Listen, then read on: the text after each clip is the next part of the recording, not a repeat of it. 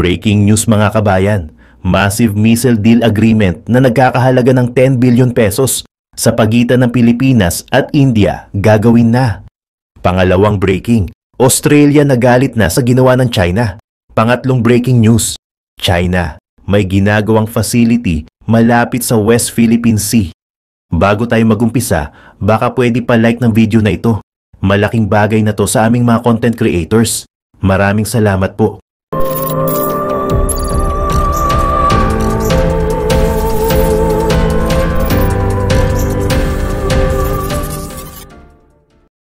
Nakatakdang magtayo ang China ng isang deep sea research facility sa resource-rich na South China Sea. Isang move na maaaring magpatibay sa kanilang mga territorial claims habang nag-a-advance sa marine exploration. Ayon sa South China Morning Post, ang 2,000-meter deep station ay mag-aalaw sa mga scientists na magsagawa ng pag-aaral tungkol sa methane-rich cold seep ecosystems na nag-hold ng vast deposit ng methane hydrates at mga rare minerals. Tinataya na ang South China Sea ay may 70 billion tons ng methane hydrates o humigit kumulang 50% ng kabuang no-oil at gas reserves. Ang ocean ay kilala sa pagkakaroon ng cobalt at nickel concentrations na 3 beses na mas mataas kumpara sa mga land-based mines, gayon din sa ilang fauna na critical para sa mga medical research. Inaasahang magiging operational ang pasilidad pagsapit ng 2030. At maglalaman ito ng 6 scientists para sa mga extended missions na magbibigay ng real-time monitoring ng mga tectonic activity at ecological shifts. Ang seafloor fiber optic network at ang Mengxiang drilling ship ng China ay mag-i-integrate sa mga station upang palakasin ang deep sea infrastructure at mga research capabilities.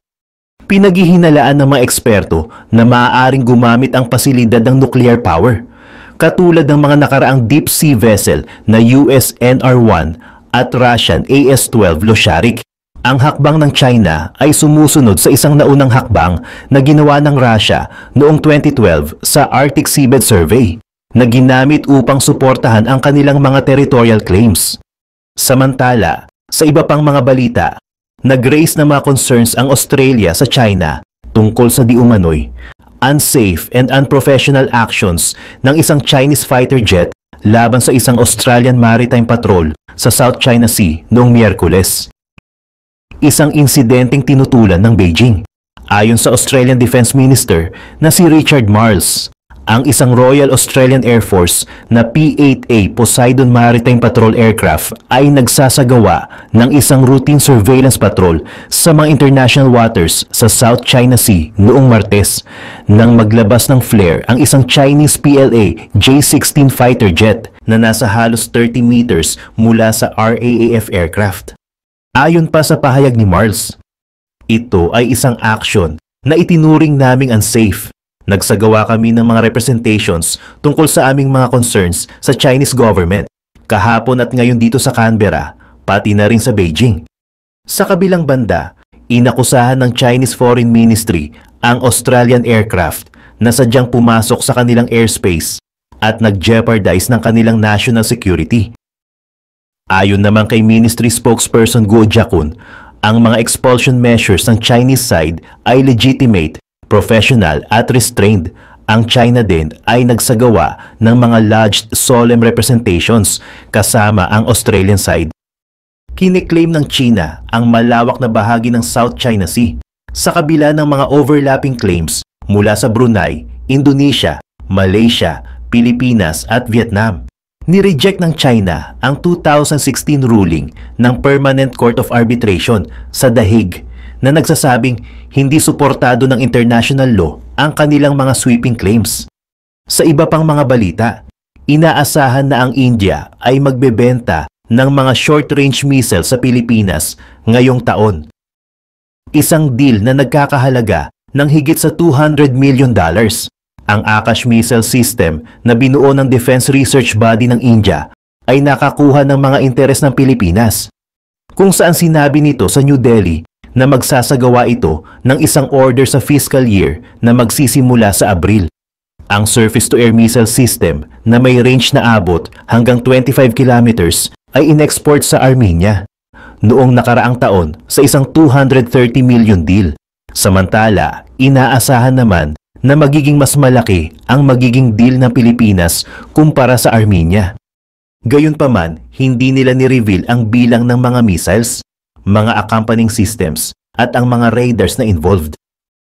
Ang Bharat Dynamics Limited ng India na nagmamanufacture ng mga missiles ay isa sa mga exhibitors sa Asian Defense and Security Exhibition sa Manila noong nakaraang taon. Samantala, hindi naman agad nagbigay ng komento ang Defense Ministry ng India nang magkaroon ng request for comment. Ang Philippine Defense spokesperson na si Arsenio Andolong ay tumangging magkomento sa mga detalye ng anumang deal o sa mga on-plans for procurement. Ngunit sinabi na ang mga armed forces ng bansa ay kailangan ang mga capabilities na ito. Ang expected deal ay susunod sa 375 million sale ng mid-range BrahMos supersonic cruise missile ng India sa Pilipinas noong 2022. Ang pagbili ay naganap sa panahon ng pagpapalakas ng military strength ng Maynila habang tumitindi ang tensyon laban sa Beijing hinggil sa mga overlapping claims nito sa busy waterway ng South China Sea kung saan nagkaroon ng mga clashes ang dalawang bansa sa mga nakaraang taon. Ang India ay ang pinakamalaking importer ng armas sa buong mundo, ngunit mas pinapalakas pa nito ang mga domestic production at pag-boost ng mga defense exports upang i-counter ang military strength at influence ng China sa mga katabing bansa nito. Ito ay matapos magkaroon ng mga clashes ang kanilang mga troops sa Himalayan border noong 2020. Pumunta naman tayo sa mga balita sa Russia. Unti-unti nang tumatalikod ang mga Ruso kay Putin. Ang kanyang espesyal na operasyon na sinasabing magtatapos agad ay naging isang malaking kahihiyan. Inakala ng marami na matatapos ito sa loob ng 2 linggo, pero lampas na ng 2 taon, puro kabiguan pa rin ang nararanasan ni Putin. Ngayon, hindi na lang ang NATO na nasa likod ng Ukraine ang problema niya. Mismong mga kababayan na niya ang tumatangging makipaglaban para sa kanya. Ang paglusob ng Ukraine sa Kursk ay isang mahalagang kaganapan na bumago sa takbo ng digmaan. Isa itong malaking pagbabago sa pagitan ng lunarang talabang-dabang Gimbari. Sa loob ng halos 30 months buwan, si Putin ang nakikitang agresor. Lalo't palalim ang puwersa niya sa Ukraine. Nakikipaglaban ang mga Ukrainian para ipagtanggol ang kanilang mga lupain, habang pilit nilang itinutulak pabalik ang mga Ruso. Noong mga unang pag-atake, halos narating na nila ang Kyiv, ang kabisera ng Ukraine. Pero sa huli ay napigilan ito bago matapos ang 2022. Ngunit hindi huminto si Putin. Tuloy pa rin ang propaganda at estratehiya ng Kremlin. Bago ang paglusob sa Kursk, simple lang ang mga layunin ni Putin. Kunin ang mas malaking bahagi ng Ukraine sa pinakamaiksing panahon, sa pamamagitan ng mga balitang pinapalabas ng Kremlin na iparating nila sa mga mamamayan na ang mga Ukrainian ang may kasalanan at ang kanilang hukbo ang magbabalik ng kapayapaan sa Russia. Ngunit matagumpay lang ang kanilang propaganda dahil magaling nilang naibenta ang kwento sa mga tao. Hinati ng Kremlin ang mga mamamayang Ruso sa 2, mga tagalungsod tulad ng Moscow na malayo sa digmaan, at ang mga nasa probinsya na mabilis na kinukuha sa pamamagitan ng conscription at mataas na sahod sa enlistment. Ang naging pagbabago sa paglusob sa Kursk ay napasailalim bigla ang Russia sa pagiging tagapagtanggol. Lumusob ang Ukraine sa isa sa mga rehiyon ng Russia na tila walang gaanong depensa. Nang magsimula ang paglusob, hindi nagbigay ng impormasyon ang gobyernong Ukrainian. Ang unang ulat ay mula mismo sa Kremlin na nagsabing tumawid ng border ang maliit na grupo ng mga sundalong Ukrainian para guluhin ang puwersa ng Russia. Ilang araw lang ang nakalipas, naging malabo ang mga ulat mula sa Russia. Tila hindi lang tumagal ang paglusob, kundi umusad pa. Nang lumaon, napasakamay na ng Ukraine ang ilang bayan at baryo sa Kursk. Ano ang nangyari at bakit nagkaroon ng ganitong pagbabago? Simple lang ang sagot, mga conscripts. Imbes na mga profesional na sundalo ang magtatanggol sa Kursk, mga bagong recruit na walang sapat na karanasan ang inilagay sa mga posisyon sa depensa. Ganito rin ang nangyari sa iba pang mga rehiyon na malapit sa Ukraine, pero sa Kursk, malinaw na nakita ang epekto. Hindi nakatapat ang mga conscript sa mga tropang Ukrainian na patuloy na lumalakas at dumarami dahil sa suporta ng artillery sa unang linggo ng paglusob. Ayon sa mga balita mula Kursk, kumalat ang mga video ng mga sundalong Ruso na sumusuko sa mga Ukrainians. Ayon kay Ukrainian Commander-in-Chief Oleksandr Syrskyi, halos 600 na sundalong Ruso ang nahuli at dinala sa mga bilangguan sa Ukraine. Sa ulat mula sa isa sa mga kulungan, tinatayang 80% ng mga sundalo sa Kursk ay conscripts. Bakit ito malaking problema para sa hukbo ng Russia? Kailangan nating tingnan kung paano kumukuha ng mga sundalo ang Russia. Hindi tulad ng US at ibang bansa kung saan voluntaryo ang pagsali sa militar. Dalawa ang paraan sa Russia. Una, contractual na sundalo o kontraktniki na may 3 taong kontrata. Pero madalas hinihikayat na palawigin pa ito. Pangalawa ay conscription. Bago magsimula ang giyera, lahat ng kalalakihang edad 18 years old hanggang 27 years old ay kailangang magparehistro at tuwing 6 na buwan ay may batch na tatawagin bilang conscript na magsisilbi ng 1 taon. Dati, 2 taon ang mandatory service, pero kalaunan ay nabawasan. Dahil sa giyera sa Ukraine, dumoble ang pagkuha ng mga sundalo sa Russia na umabot sa tinatayang 130,000 conscripts kada 6 na buwan. Noong Hulyo 2023, tinaasan ang edad na pwedeng kunin mula 27 hanggang 30. Kaya mas marami pang kabataang Ruso ang napapasok sa serbisyo. Dahil dito, mas umaasa ngayon ang Russia sa conscripts kaysa sa contractual na sundalo. Ano ang kaibahan? Una, ang mga contractual na sundalo ay matataas ang sweldo, lalo na sa mga rural areas. 3 beses itong mataas o higit pa sa karaniwang kita. Kaya mas marami sa kanila ay mula sa probinsya. Ayon sa ilang ulat, mas maliit ang tsansang mamatay sa digmaan ang isang taga-Moscow kumpara sa isang taga-Siberia. Ipinapakita ng trend na ito na umaasa ang Russia sa mga taong gustong kumita ng sapat kasi hodang magsilbi sila ng 2 taon sa militar. Pero hindi nito nalulutas ang problema sa conscription dahil karamihan sa mga conscript ay halos walang bayad. Iba ang trato sa mga contractual na sundalo kumpara sa mga conscript sa Russia, pati na rin ang structure ng kanilang militar.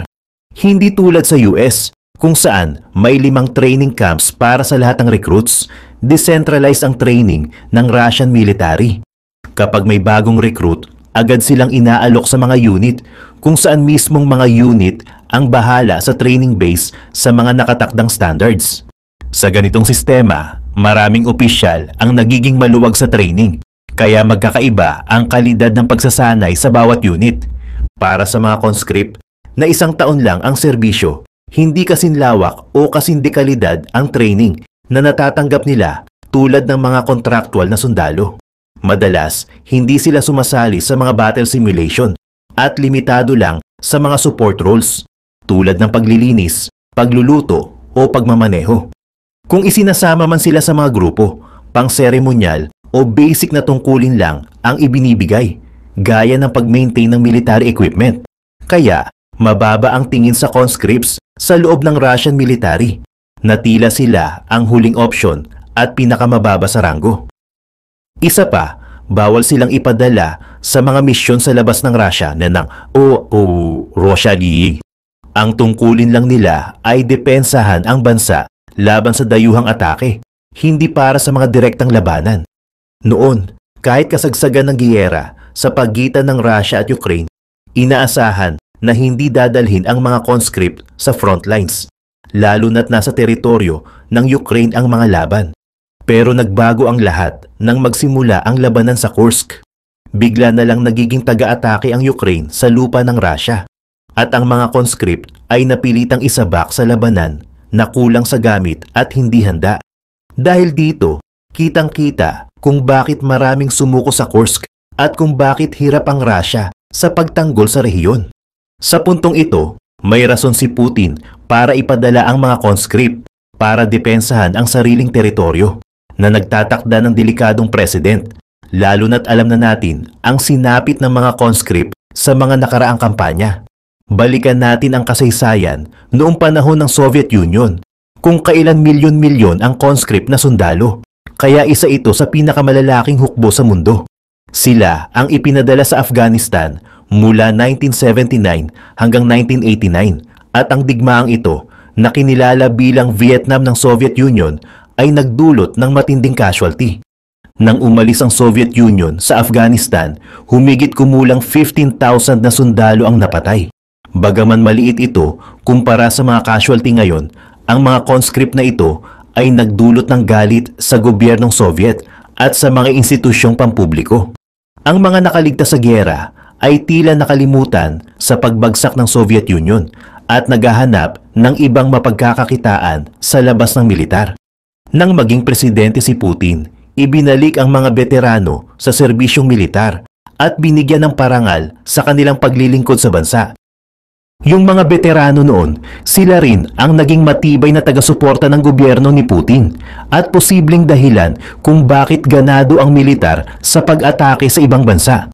Pero para sa karaniwang conscript, mas lalong humirap ang sitwasyon. Pagkatapos ng giyera sa Afghanistan, sumunod ang unang digmaang Chechen noong 90s na nagdulot ng halos 10,000 na patay sa panig ng Russia.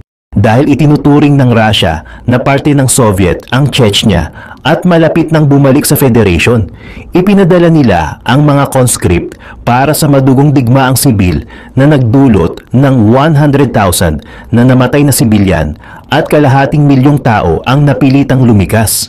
Bumagsak lalo ang suporta ng publiko sa pagpapadala ng mga conscript sa digmaan at dito rin napirmahan ang batas na nagbabawal sa pagde-deploy ng conscripts sa ibang bansa.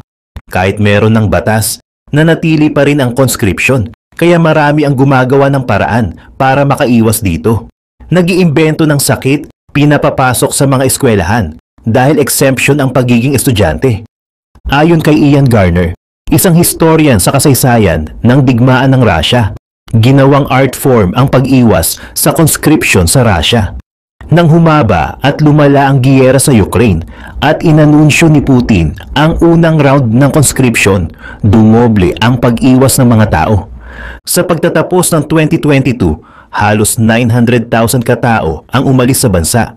Maraming pamilya ang iniwan ng buhay sa Russia para makaiwas sa military service.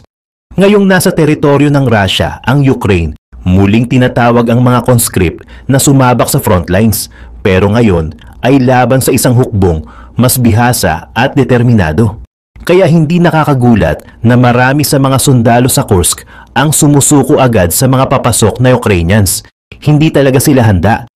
Kung itutuloy ng Ukraine ang momentum nito, malamang ganito rin ang mangyari sa iba pang kalapit na rehiyon na magpapatindi ng galit ng mga sundalo at sibilyan sa mga desisyon ni Putin sa digmaan.